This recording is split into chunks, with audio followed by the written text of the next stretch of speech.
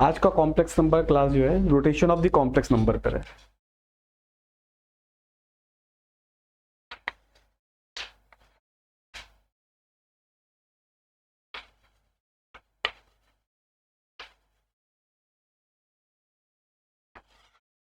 इसमें दो चीज हमको जानना जरूरी होता है। जैसे e to the power i theta होता है, इसको लिखते हैं cos theta plus i sine theta. ये जिस समय पोलर फॉर्म बता रहे थे उस समय इसको बताया था करने के लिए।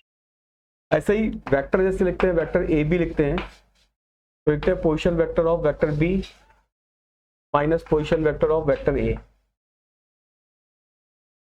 यानी बी माइनस ए।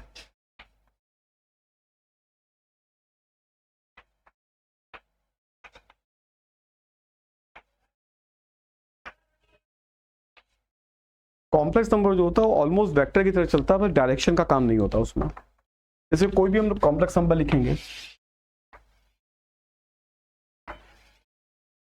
ये पी कॉम्प्लेक्स नंबर लिखते हैं Z1 और एक Z0 लिखते हैं जो कि ओरिजिन है। अब कॉम्प्लेक्स नंबर जैसे हम ओपी लिखेंगे तो ओपी कॉम्प्लेक्स नंबर होगा Z1 minus Z0, Z1 minus Z0, OP हो गया।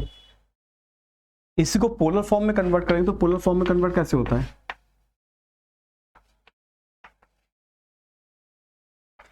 Are cos theta plus i sine theta. R का मतलब होता है modulus of Z1 minus Z0, तो इसको हम ऐसे भी लिख सकते हैं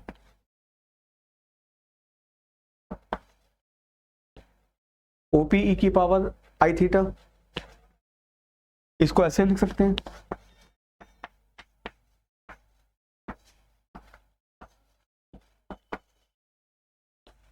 ई की पावर आई थीटा।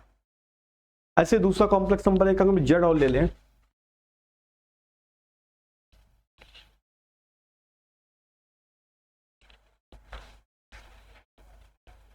जेड यहां पे क्यू ले लें, that is Z2।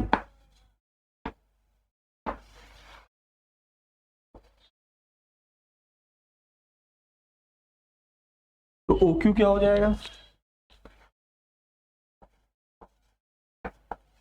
Z2 minus Z0 is equal to OQ। और ये एंगल हमने थीटा लिया था, जब यहाँ थीटा लिखा है तो ये एंगल थीटा हो गया और ये मान लिया फाई मान लिया। तो जेड क्या ये कितना हो जाएगा? OQ cos theta plus phi plus i sine theta plus phi.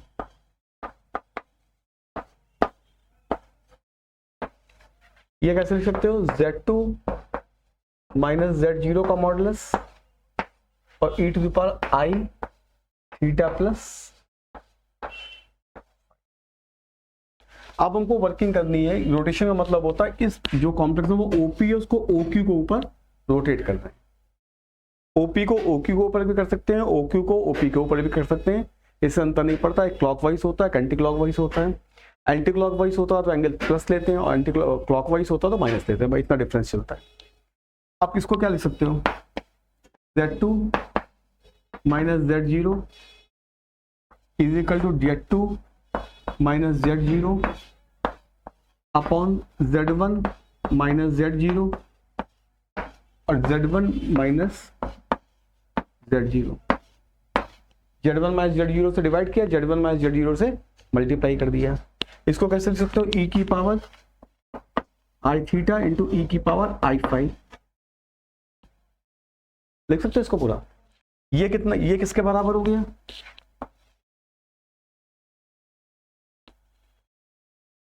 Z1 minus Z0 के बराबर हो गया। Z2 minus Z0, Z2 minus Z0 is equal to modulus of Z2 minus Z0 upon modulus of Z1 minus Z0 in modulus into Z1 minus Z0 into e to the power.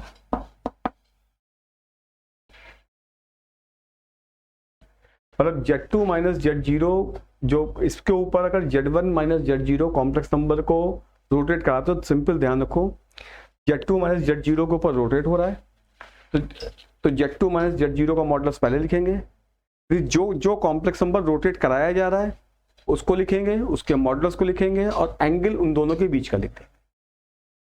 ये बिल्कुल simple rotation का formula याद रखो, इससे आसानी से rotation के questions किए जा सकते हैं।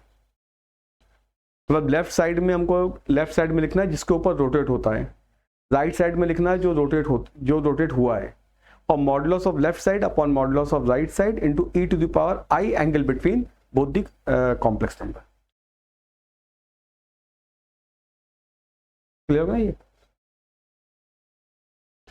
अब जैसे अगर हम मान लो क्लॉक, जो हमने अभी एंटी क्लॉकवाइज किया था, अब रोटेशन अगर क्लॉकवाइज कर दें, मतलब ऐसे कर दें, तो यहां से भी हम कर सकते थे, इसके हम क्रॉस मल्टीप्लाई करके निकाल लें, Z1 minus Z0 find out कर लें। हम दोबारा पूरा करके शो कर दें, मतलब यहां से भी कर सकते थे। यहां से क्या करोगे, Z1 माइनस Z0 अपॉन इसको करोगे तो अपने आप से आ जाएगा वो एंगल। अगर हम इसको मतलब हम रोटेशन एग्जामिनेशन में तो है नहीं कि हम पहले एंटी क्लॉकवाइज करेंगे फिर क्लॉकवाइज में कन्वर्ट करेंगे, वहां तो हमको एक ही बात देखना पड़ेगा, क्लॉकवाइज एंटी क्लॉकवाइज। अब इसे हम उल्टा करते हैं, OP के ऊपर OQ को रोटेट करा रहे हैं, तो OP इधर लिखा जाएगा, लिखे देते हैं यहां OQ ऑन OP, OP इधर लिखेंगे Z1 minus Z0 is equal to modulus of Z1 minus Z0 upon जो रोटेट हो रहा है Z2 minus Z0 into Z2 minus Z0, और इसके बीच में एंगल फाई है, अब क्लॉकवाइज है तो माइनस हो जाएगा। अगर हम इसको क्रॉस मल्टीप्लाई करके Z1 माइनस Z0 निकालते तब भी आता, लेकिन जब हम लोग एग्जामिनेशन में करेंगे तो एक ही रोटेशन तो करेंगे, ये तो ना कि क्लॉकवाइज पहले एंटी क्लॉकवाइज करेंगे फिर क्लॉकवाइज करेंगे, या क्लॉकवाइज के बाद एंटी क्लॉकवाइज करेंगे, तो वहां पे तो हमको एक ही करना होता है। इसलिए वही सेम कॉन्सेप्ट है, जिस कॉम्प्लेक्स नंबर को ऊपर रोटेट होना होता है उसको लेफ्ट साइड में लिखते हैं, जो रोटेट होता है उसको राइट साइड में, modulus of left side upon modulus of right side into e to the power angle between both the complex number. Condition ये है कि एंटी क्लॉकवाइज होगा तो पॉजिटिव और क्लॉकवाइज होगा तो नेगेटिव।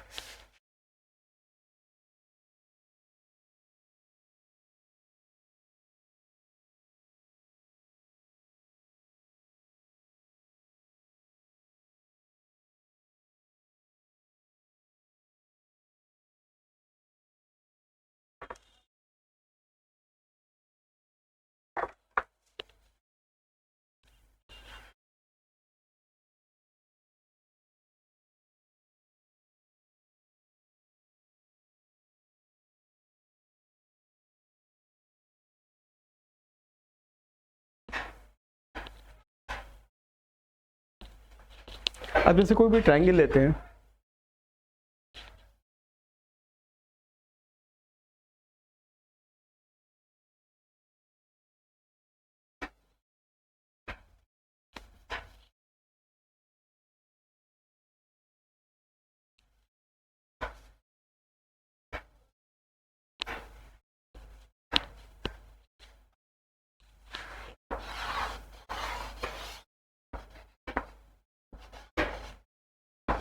कोई भी ट्रायंगल ABC लिया, अब मान लो इसका Z1 ले लो, ये Z2, ये Z3।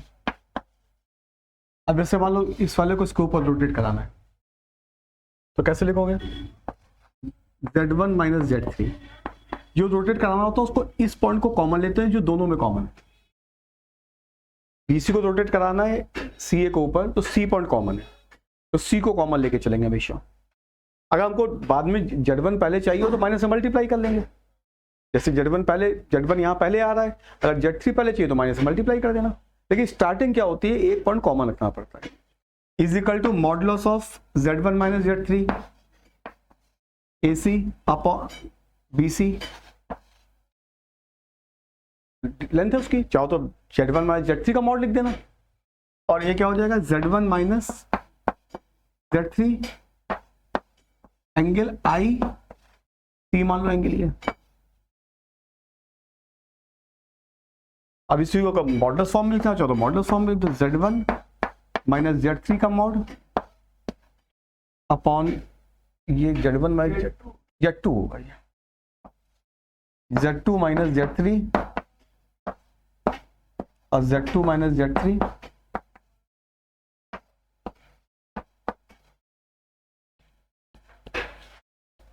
जब हम लोग कोई भी ट्रायंगल का सवाल करते हैं तो एक ओरिजिन ले लेते हैं, लेकिन ओरिजिन को लेने में एक नुकसान होता है कि फिर सिमेट्री नहीं मिलती।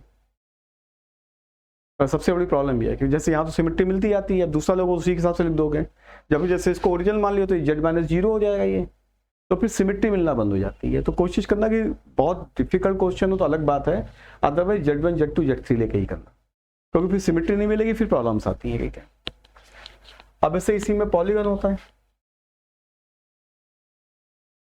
ऐसे करके पॉलीगन इनसाइड का बना हुआ है, ये मान लो Z0 है ओरिजिन, ये Z1 है, ये Z2 Z3 Z4 ऐसे करके चल रहे हैं। अब Z2 माइनस इस वक्त Z2 माइनस Z0 इस वाले कॉम्प्लेक्स नंबर को इसको ऊपर रोटेट कराना है, तो Z2 minus Z0 Z2 minus Z0 upon Z1 minus Z0 e to the power I angle 2 pi by n। पूरा सर्किल का एंगल 2 पाई होता है पॉलीगन का, n साइड है तो n से डिवाइड कर देंगे। Z2 माइनस Z0 और Z1 minus Z0 radius of the circle होते हैं, तो ये दोनों बराबर हैं आपस में, तो कट जाएंगे। तो Z2 minus Z0 is equal to e to the एक लिखना भूल गए, ये तो लिखोगे ना Z1 minus Z0 Z1 minus Z0 और e की power I 2 pi by n। तो ये कितना हो गया Z1 माइनस Z0 e की power I।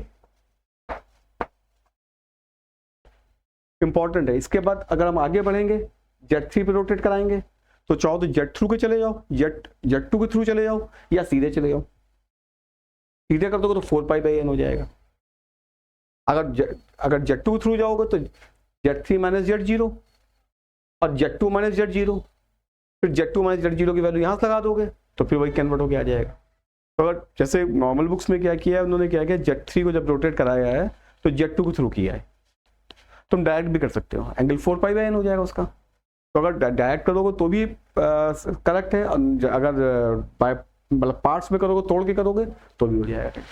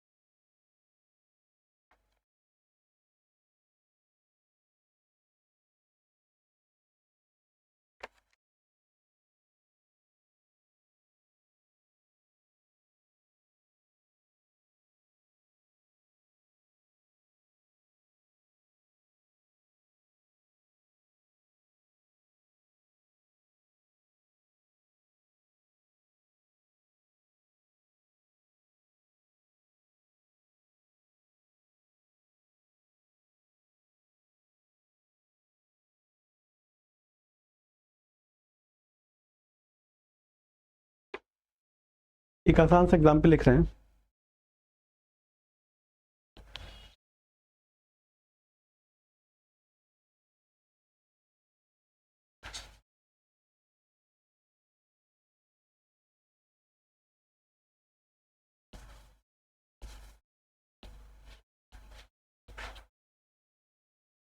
The vertices of a square are Z1, Z2, Z3, Z4 anti-clockwise।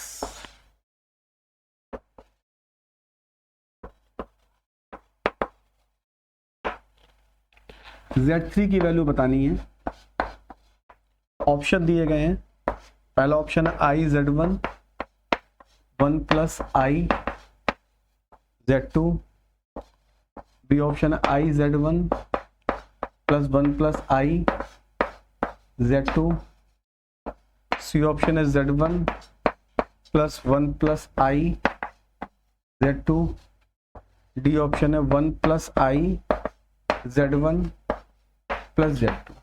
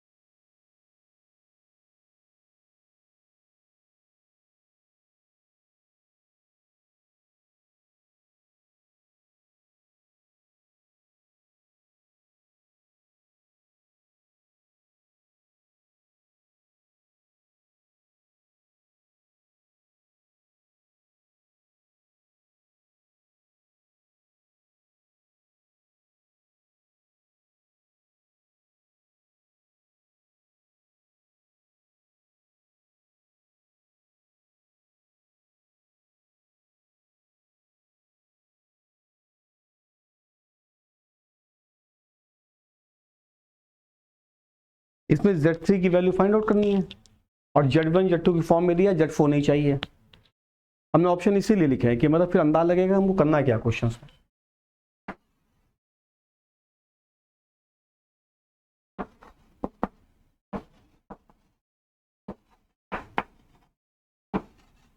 Anti clockwise का मतलब इसी टाइप से लिखेंगे, ऐसे लिख सकते Z1 Z2 Z3। अब Z3 फाइंड आउट करना तो इसको रोटेट करा दो इसको ऊपर, तो क्या हुआ Z3 minus Z2 modulus of Z3 minus Z2 upon Z2 minus Z1, Z2 minus Z1 e की पावर i पाई बाई 2 आएगा ना, एंगल पाई बाई 2 होता है। ये मॉडुलस तो बराबर है क्योंकि स्क्वायर है, तो हो गया Z2 माइनस Z1 और cos pi by 2 plus i sine pi by 2। तो ये हो गया Z3 माइनस Z2,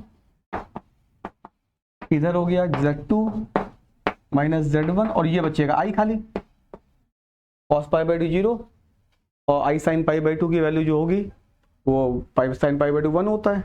तो Z3 इज इक्वल टू कितना हो गया Z2 plus i Z2 minus i Z1, तो कितना हुआ minus i Z1 plus Z2 common ले लिया,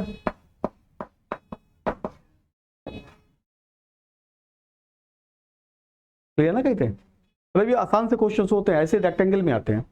रेक्टेंगल में क्या होता है मॉडुलस लगाना पड़ता है, तो मॉडुलस उसमें ऑलरेडी गिवन होता है, जैसे ये उन्होंने मतलब कुछ दिया होता है उसमें, तो उसके हिसाब से मॉडुलस निकाल लेते हैं। तो कभी कभी मॉडुलस की फॉर्म में दिया होता है, कभी कभी डायगोनल की फॉर्म में दिया होता है, तो डायगोनल में √2 हो जाता है। तो डिपेंड करता है क्वेश्चन किस फॉर्मेट में दिया। हमने कहा ना बहुत सिंपल क्वेश्चन में स्टार्टिंग में लिया था, क्योंकि सिंपल क्वेश्चन है, i पाई बाई 2 लगाना है, i पाई बाई 2 लगा के सिंपल सॉल्व कर दो। नोट करना चाहो नोट कर लो, ये भी एग्जामिनेशन का आया हुआ क्वेश्चन है। हाँ Z2 minus Z1 minus Z2 गलत कर दिया, Z1 माइनस Z2 ही तो होगा कहीं पे, Z2 तो कॉमन लेना पड़ेगा ना।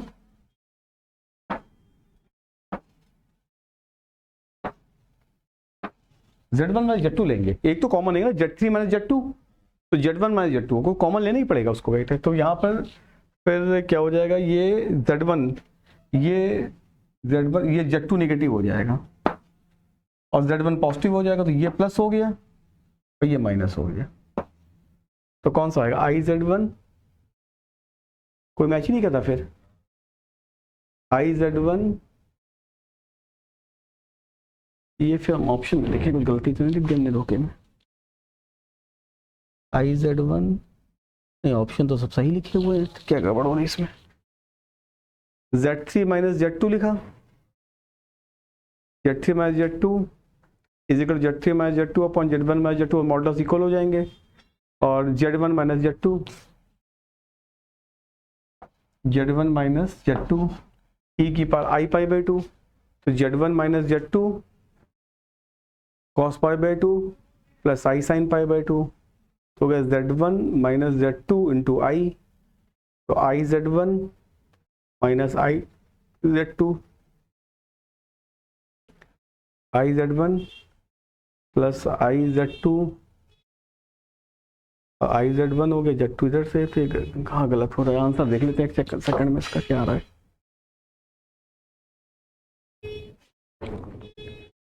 हो सकता है आंसर इसमें क्वेश्चन में गलत लिखा हो कुछ।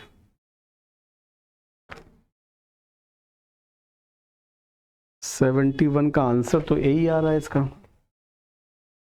माइनस IZ1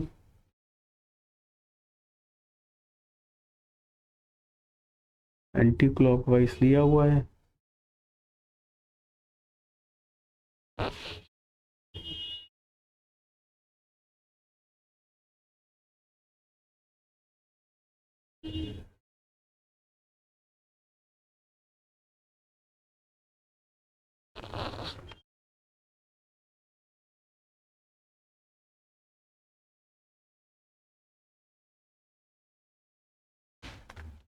गलती हो रही इसमें भाई।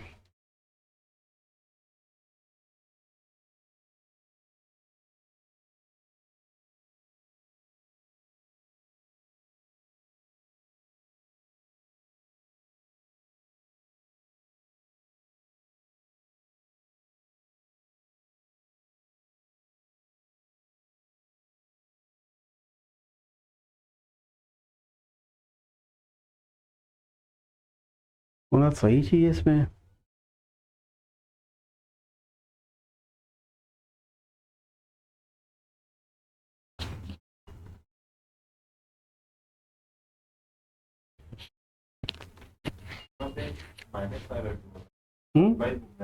कैसे क्लॉकवाइज है ये क्लॉकवाइज है, एंटी क्लॉकवाइज ऐसे होता है, ये क्लॉकवाइज जा रहा है।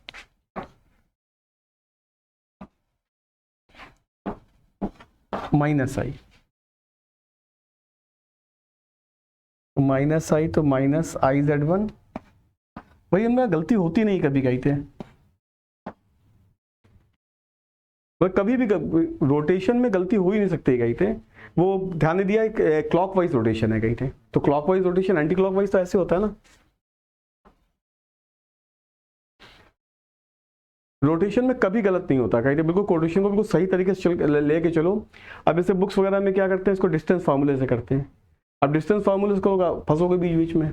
तो बस ये जो तुमको कॉन्सेप्ट सिंपल बताया है, जिसको ऊपर रोटेट करना है उसको लेफ्ट साइड में लिखो, modulus of left side modulus of right side into right side e की power angle between both the complex number in anti clockwise plus clockwise minus.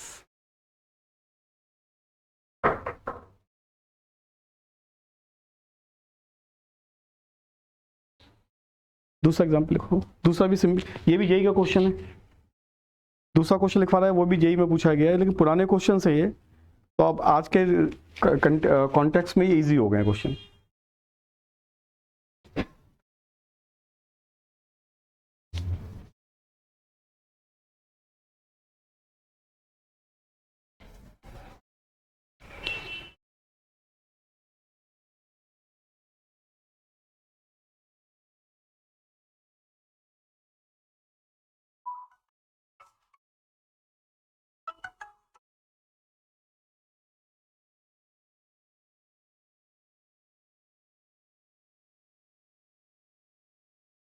हाँ, इसके बाद है find the condition in order Z1 Z2 Z3 are the vertices of isosceles right angle triangle.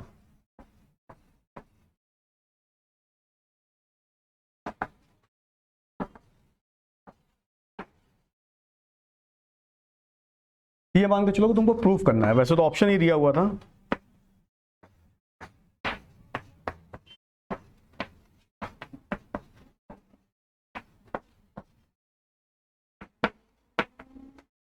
कुछ option और दिए होंगे, पर ये करेक्ट ऑप्शन था, ये मान के चलो प्रूफ करना है तुम्हें।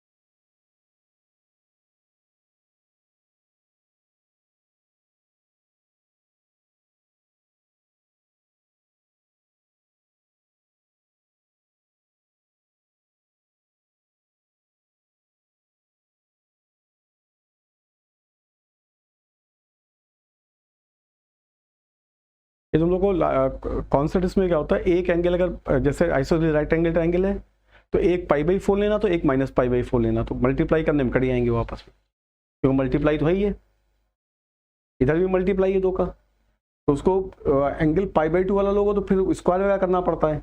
ऐसे क्या करोगे कि एक एंगल ऐसा ले लो π/4 का, एक -π/4 का, ये ऐसे Z1 ले लिया, ये Z2 ले लिया, ये Z3 ले लिया। आइसोसेलेस राइट एंगल है तो ये π/4 का हो जाएगा और ये भी π/4 का हो जाएगा।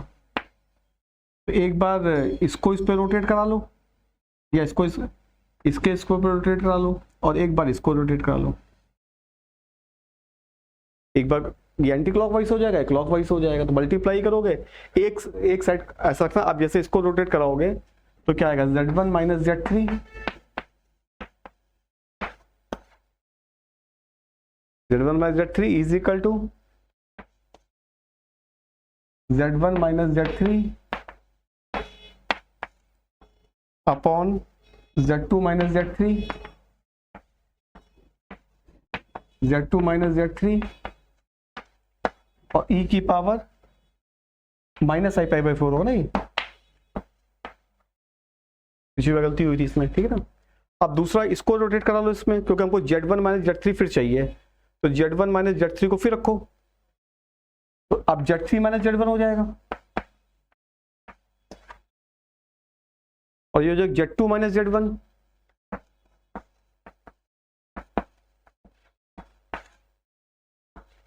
Z2 - Z1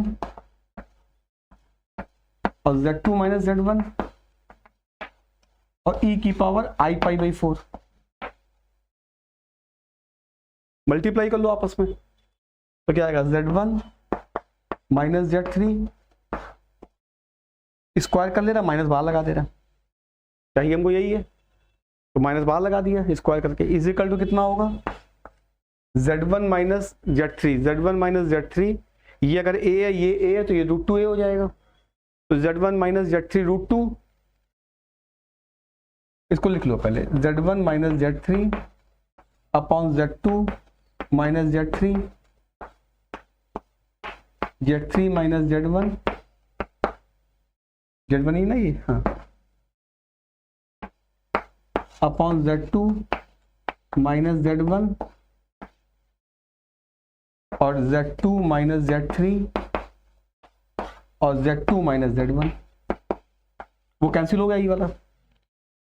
अब ये मान लो a है, ये a है, तो ये √2a हो जाएगा, तो Z3 - Z1 का होल स्क्वायर आ गया, वो मॉड लगा तो Z1 तो ये तो पूरा पूरा हो गया, माइनस ऑफ Z1 - Z3 का whole square is equal 2a square, और नीचे ये a और a दोनों है, तो a स्क्वायर और Z2 - Z3 और Z2 - Z1,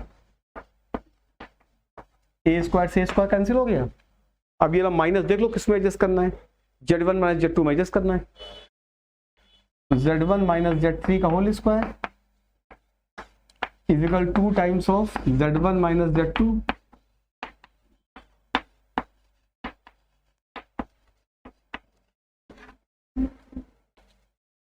एक समय जब आईटी में केवल एक ही पेपर हुआ करता था सब्जेक्टिव, उस समय का क्वेश्चन है ये। उस समय सब एक ही पेपर होता था, वो एडवांस और मेंस का कॉन्सेप्ट नहीं था, उस समय सब्जेक्टिव का क्वेश्चन था। और रोटेशन कुछ भी कर लेते हैं, अगर हम इसको स्कोप और रोटेट करा लेते, इसको स्कोप और रोटेट करा लेते तो भी चल जाता। इस वाले को स्कोप और रोटेट करा देंगे तो π/2 एंगल से हो जाएगा, सबसे आंसर आता है। मतलब ये हमने तुम्हें बताया, एक ट्रिक बताई थी कि क्वेश्चन इस तरीके से किया करो, एक प्लस है एक माइनस है तो आसान पड़ता है, बाकी तुम किसी से रोटेट करा लो सबसे आंसर आएगा।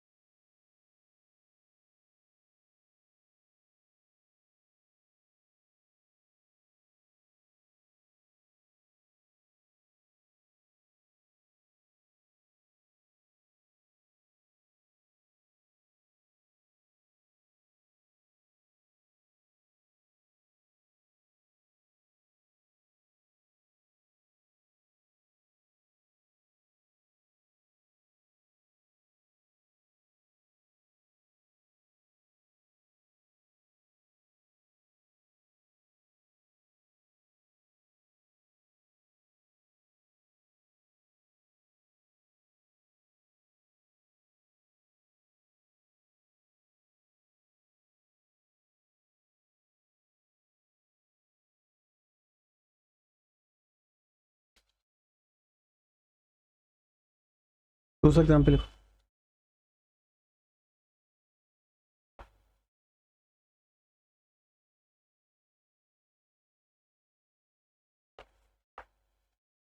Z1 Z2 Z3 represent vertices of equilateral triangle.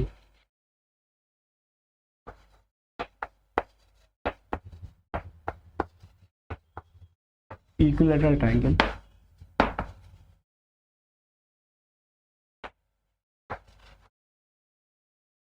तो फाइंड आउट करना है इसमें,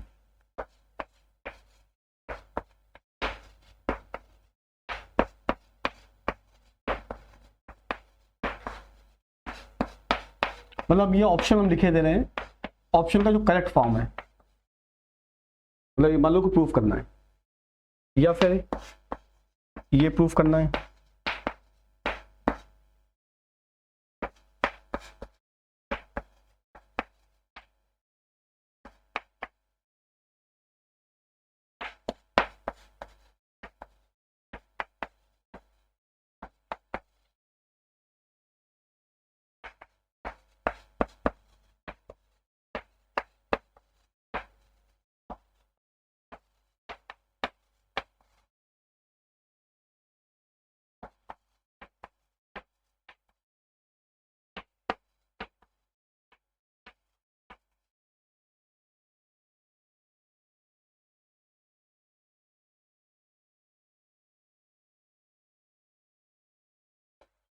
ये 3 प्रूफ करने हैं। पर 3 अलग अलग क्वेश्चन अलग टाइम आए हैं, एक बार ये क्वेश्चन का ऑप्शन आया था, एक बार ये आया था, एक बार ये आया।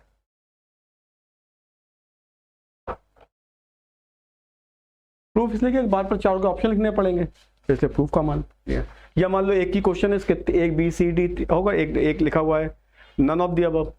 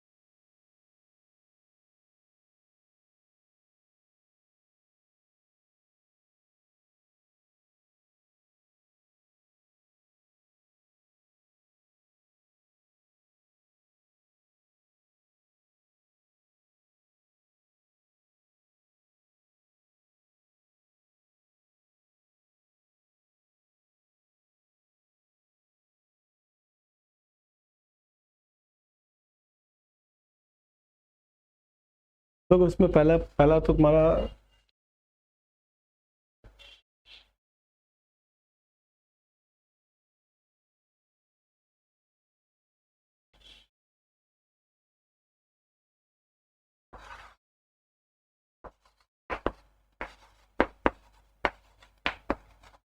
Z1 minus Z2 is equal to Z2 minus Z3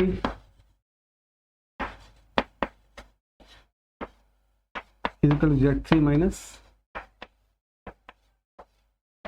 लिख सकते हैं, तीनों मॉडल्स बराबर है, स्क्वायर कर दो तीनों में,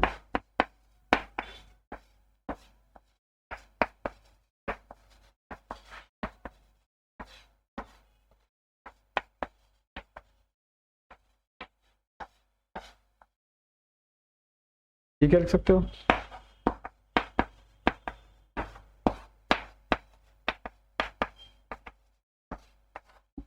स्क्वायर की डेफिनेशन बताई थी मॉड की।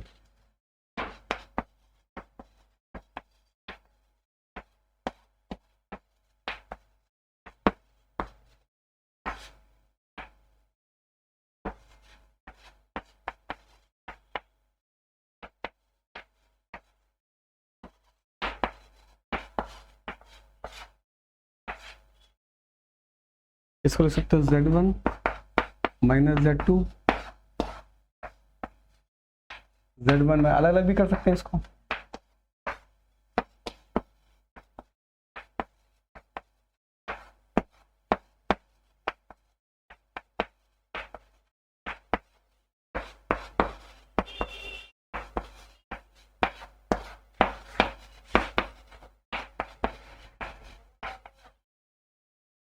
इसको बराबर किसी के मान लो, के मान लो, पी मान लो, कुछ भी मान लो। तो पहला क्या लिख सकते हो? z1 माइनस z2 बार दोनों को ऊपर लिखा लो, is equal to K upon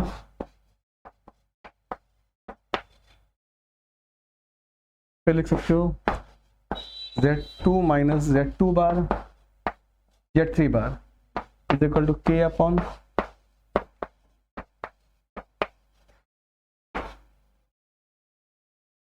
और z3 माइनस z3 बार z1 बार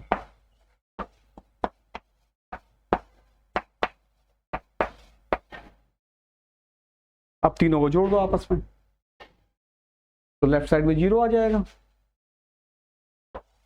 लेफ्ट साइड में 0, राइट साइड में क्या आएगा? के अपॉन के कॉमन ले लो, 1 upon z1 minus z2 plus 1 upon z2 minus z3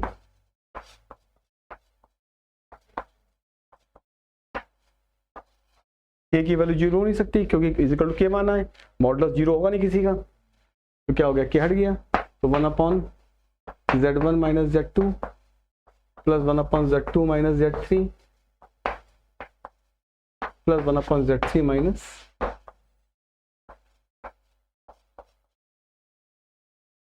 first part हो गया। सेकंड पार्ट में बस रिवर्स करना है, इसको इधर ले आना है, इसको इधर ले आना है, तो सेकंड पार्ट आ जाएगा। थर्ड पार्ट बता रहे हैं, पहले इसको नोट कर लो।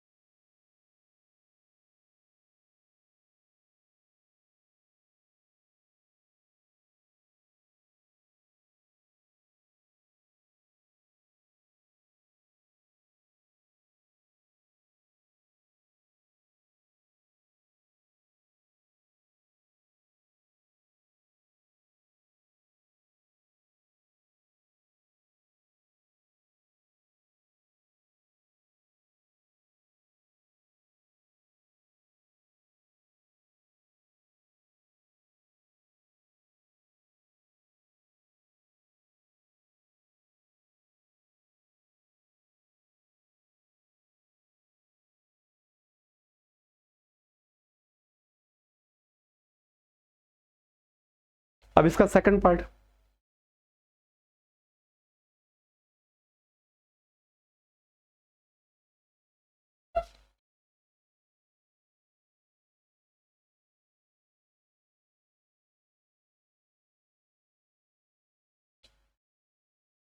ये हमारे पास आ रहा था, इसका एलसीएम लेंगे तो एलसीएम में क्या आएगा,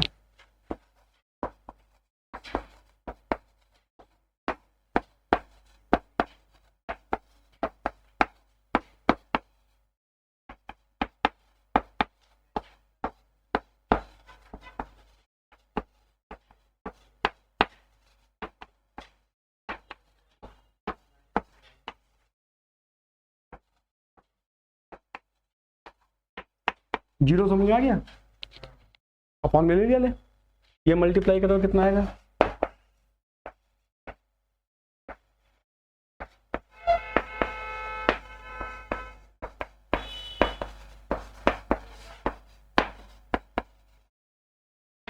देखते हैं ना कोई गलती है ना प्लस माइनस की।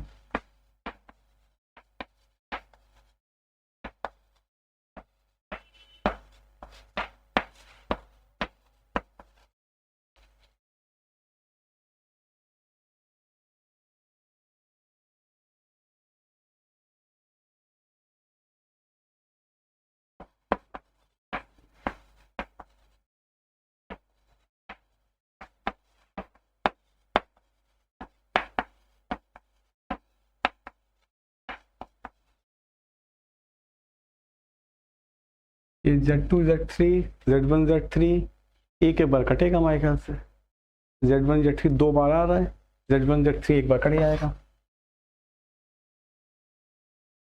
Z2 Z3 प्लस का Z2 Z3 प्लस का Z2 Z3, हाँ नहीं हमने किसको काट, Z1 Z3 काट दिया, इसके बाद Z2 Z3 प्लस का है, ये कट जाएगा आपस में, और Z1 Z2 ये भी कट जाएगा एक बार, एक बच गया सबका ही थे, तो Z1 square plus Z2 square plus Z3 square is equal to,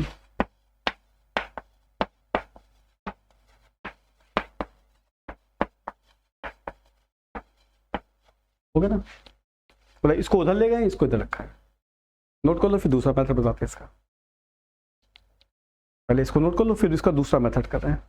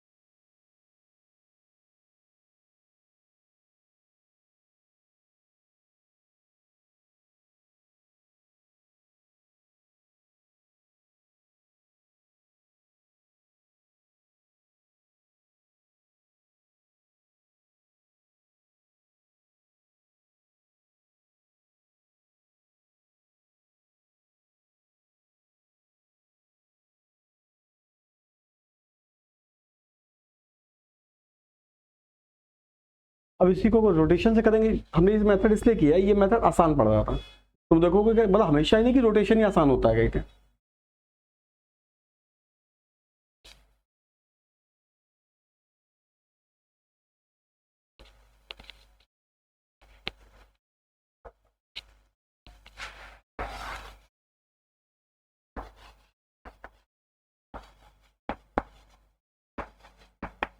equilateral triangle है, π/3 एंगल।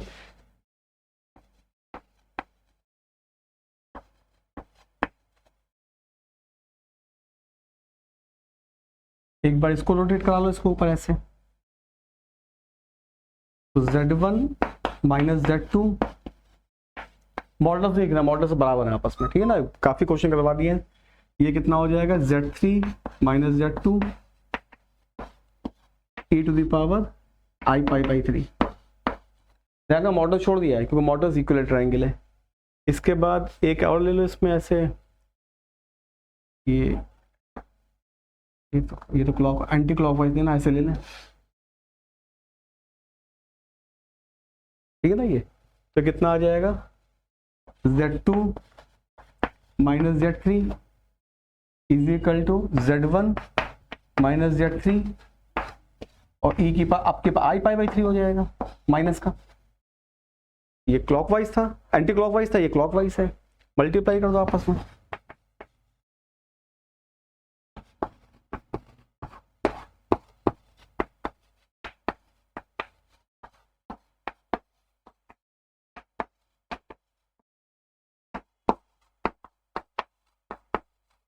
ये 1 हो जाएगा कट के, मल्टीप्लाई कर लो आपस में, Z1 Z2 minus Z2 square minus Z1 Z3 minus Z2 Z3। इसमें Z3 स्क्वायर आ ही नहीं रहा कहते हैं, हाँ नहीं तो हमको Z2 स्क्वायर भी चाहिए ना, Z2 स्क्वायर तो आ गया, Z1 स्क्वायर कहाँ से आएगा, Z1 स्क्वायर Z1 Z2 आ गया, Z1 Z2, इधर आ गया Z3 माइनस Z2 आ गया, फिर Z2 Z3 आया, और Z1 minus Z3 e⁻⁰ π/3।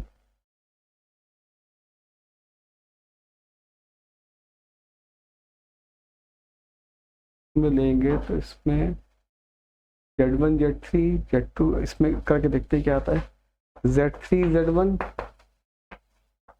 Minus Z1 Z2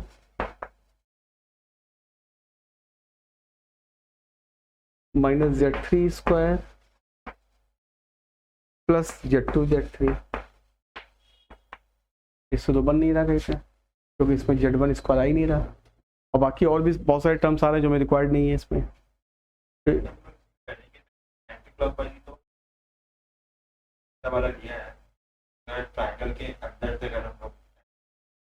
हाँ एंटी क्लॉकवाइज नहीं, ये तो हमारा क्लॉकवाइज आएगा ना, ये और एंटी क्लॉकवाइज आएगा।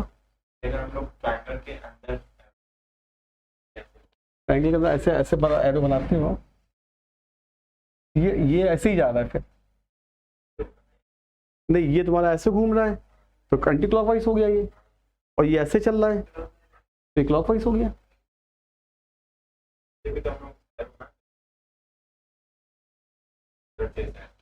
मतलब ऐसे ले, तो भी तो क्लॉकवाइज होगा ये,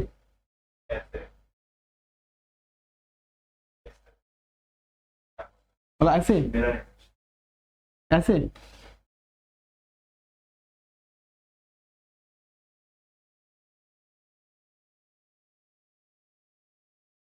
कॉपी लिखो वैसे,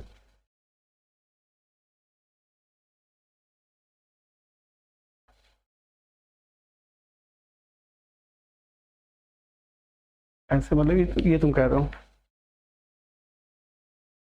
ये वाला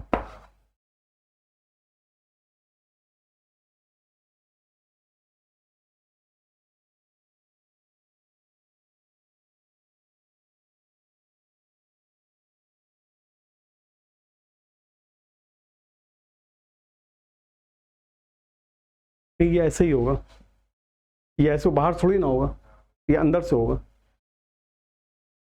तो फिर इसको उल्टा करना पड़ेगा, ये ऐसे करना पड़ेगा,